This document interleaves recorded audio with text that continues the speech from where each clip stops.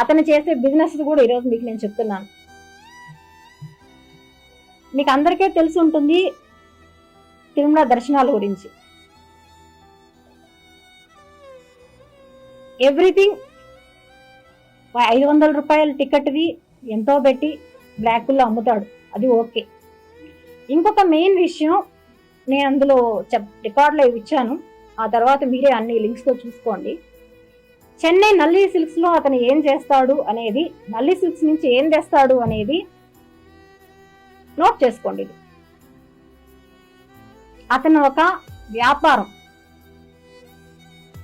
ఎవరైతే తిరుమలకు వచ్చే భక్తులు ఉన్నారో వాళ్ళని మోసం చేయడం ఏ విధంగా అతను చేస్తాడు అనే దానికి ఉదాహరణ చెన్నై నల్లి. అతను డైరెక్ట్ గా అతను పేరు పెట్టాడు.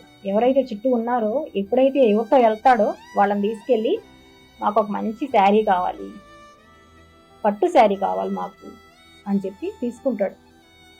తీసుకొచ్చిన అమ్మాయిలకి ఏం చెప్తాడు, ఇప్పుడు నాకే ఏం చెప్పాడు, మా బంధువులు అమెరికాలో పెళ్ళుంది, ఒక 20,000లో పట్టు శారీ తీసి ఇవ్వాలి.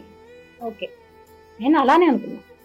వచ్చిన తర్వాత నాకెలా తెలుస్తుంది అతను ఏం చేస్తున్నాడని?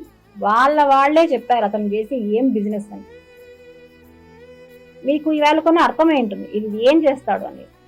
ఒక వస్త్రం తీసుకొని వచ్చి శ్రీవారికి సంవత్సరానికి ఒక్కసారి ఒక టికెట్ ద్వారా ఇస్తారంటండి ఆ వస్త్రాన్ని. ఆ వస్త్రం గురించి నాకు కూడా తెలియదు. వీరు తీసుకొని వచ్చేదాన్ని ఇంట్లో పెట్టి, ఇంట్లోనే పసుపు నీళ్లు, గంధము, పన్నీరు అన్ని నైట్ అంతా దాన్ని పెట్టి వీళ్ళే దాన్ని సేల్ చేస్తున్నారు. ఏమని? ఇది డైరెక్ట్ గా వెంకటేశ్వర స్వామి దగ్గర నుంచి వచ్చింది,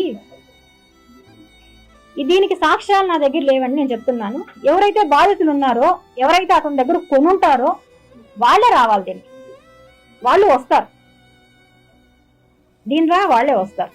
ఇది ఒక చిన్నది న్యాచురల్. అతని బిజినెస్ ఏంటి? ముందు ఏం చేసేవాడు అతను?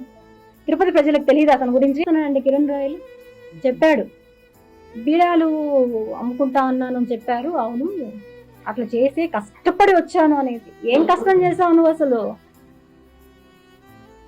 ఏం కష్టం చేసావు నువ్వు? మోసం చేయడం తప్ప ఏం తెలుసు నీకు? అసలు అడుగుతున్నా నేను, మోసం చేయడం తప్ప ఏం తెలుసు నీకు?